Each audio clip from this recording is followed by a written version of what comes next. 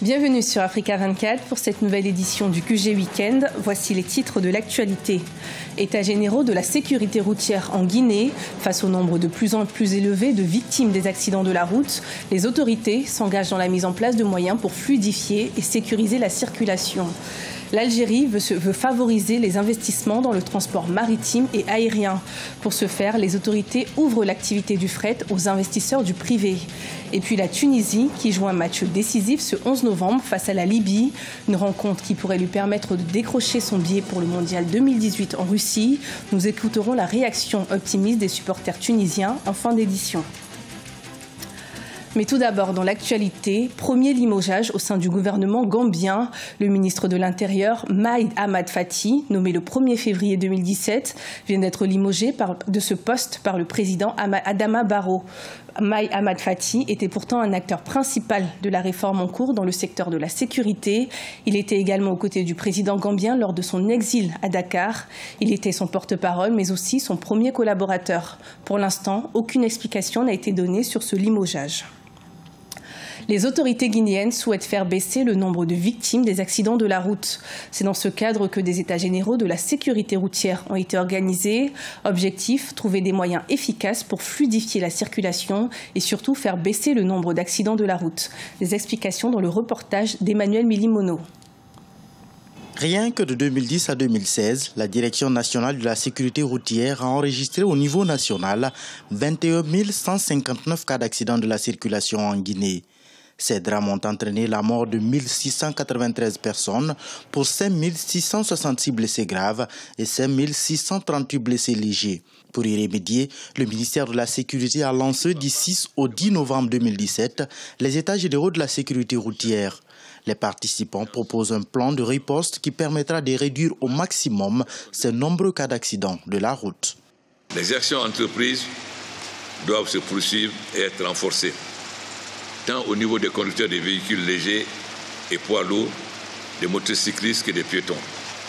Nous devons poser sans complaisance le diagnostic des maux qui minent la circulation sur les routes de la Guinée, en vue d'en identifier des solutions à court, moyen et long terme, tout en vous inspirant du plan d'action de la décennie pour la sécurité routière en Afrique.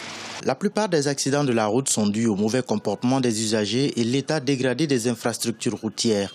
Cette situation a entraîné la perte de 6 662 véhicules fortement endommagés, 6 145 autres légèrement affectés, auxquels il faut ajouter 7 893 motocyclettes, selon la Direction de la sécurité routière.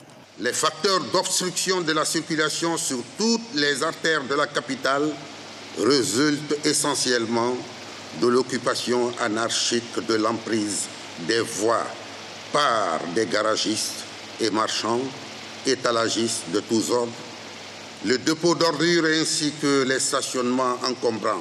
L'autre défi pour la Guinée est de se conformer aux normes de la CEDEAO, la communauté économique des États de l'Afrique de l'Ouest. Le tonnage des véhicules qui circulent dans le pays, notamment au niveau du trafic interurbain, est souvent au-delà des normes recommandées, ce qui participe à la fréquence des accidents et à la dégradation rapide des infrastructures routières. En Algérie, le ministre des Travaux publics et des Transports a annoncé le 5 novembre l'ouverture de l'investissement dans le transport maritime et aérien au secteur privé. Une décision qui a été bien accueillie par les chefs d'entreprise qui réclament toutefois la réouverture de l'ensemble des activités de transport à l'investissement privé. Des détails avec Solange Dubois. Un programme d'investissement dans le transport maritime et aérien dans le secteur privé a été mis en place en Algérie. Annoncé dimanche 5 novembre par le ministre des Travaux publics et des Transports, Abdelghani Zalane, ce financement permettrait aux entreprises nationales d'augmenter graduellement leur part à 25% à l'horizon 2025 pour le secteur maritime et de créer des filiales spécialisées dans les différents secteurs d'activité relatives au transport aérien, tels que le catering et la maintenance. D'après les statistiques que vient de communiquer le gouvernement, le coût des frettes varie entre 6 et 7 milliards de dollars par an. C'est beaucoup, effectivement. Donc, pour diminuer la facture, disons, d'importation du fret, le gouvernement a décidé d'ouvrir ça au secteur privé. En plus de ce programme d'investissement, le président du Forum des chefs d'entreprise, Ali Haddad, réclame la réouverture de l'ensemble des activités de transport à l'investissement privé. Actuellement, les chemins de fer, le transport maritime de voyageurs et le transport aérien de voyageurs demeurent avant tout un monopole public. Je suis convaincu que cette décision est nécessaire pour permettre le développement de tous les secteurs et garantir la diversification de l'économie nationale. Nous continuerons à demander l'élargissement de cette ouverture à l'ensemble du secteur des transports en application de l'article 43 de la Constitution qui a consacré la liberté d'entreprendre et d'investissement. L'Algérie possède l'un des plus importants réseaux routiers du Maghreb et d'Afrique, mais la quasi-totalité du commerce international est réalisée par voie maritime et aérienne, un secteur en pleine expansion. Pour le moment, l'ouverture de l'investissement dans le transport maritime et aérien au secteur privé ne concernerait uniquement que le fret. Un cadre juridique ainsi qu'un cahier des charges va donc être adapté pour régir au mieux cette activité. En Tunisie, l'état d'urgence prolongé pour 3 mois supplémentaires.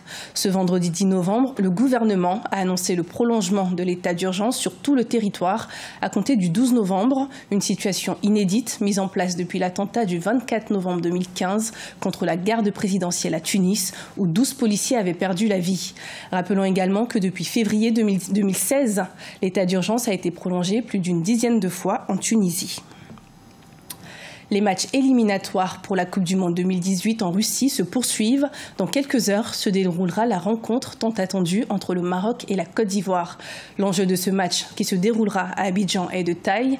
La Côte d'Ivoire doit absolument le remporter pour être qualifiée, alors qu'un match nul sera suffisant pour que le Maroc obtienne sa qualification.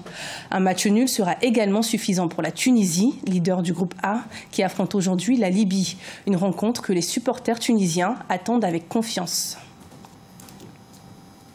Concernant l'historique de l'équipe nationale, on n'a pas vécu une victoire et une qualification vers la Coupe du Monde avec un entraîneur tunisien, mais l'entraîneur Nabil Maloul, c'est un entraîneur spécial, c'est un bon entraîneur et je crois qu'il mérite de voyager et partir avec cette bonne équipe vers la Russie.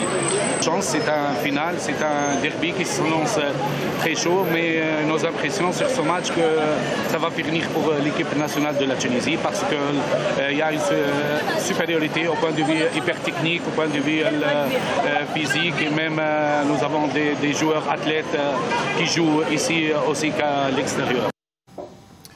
Le Sénégal a aussi décroché son billet pour la Coupe du Monde 2018 grâce à sa victoire ce vendredi contre l'Afrique du Sud, 2-0. Les Lions de la Teranga vont disputer leur second mondial, 16 ans après leur quart de finale en 2002 où ils avaient battu la France en ouverture. Écoutons la réaction des supporters sénégalais, bien évidemment très fiers de leur équipe.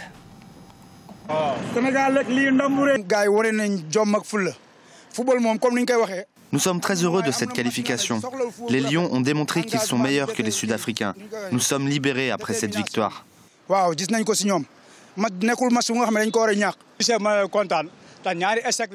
Aujourd'hui, c'était la confirmation qu'on pouvait battre les Sud-Africains.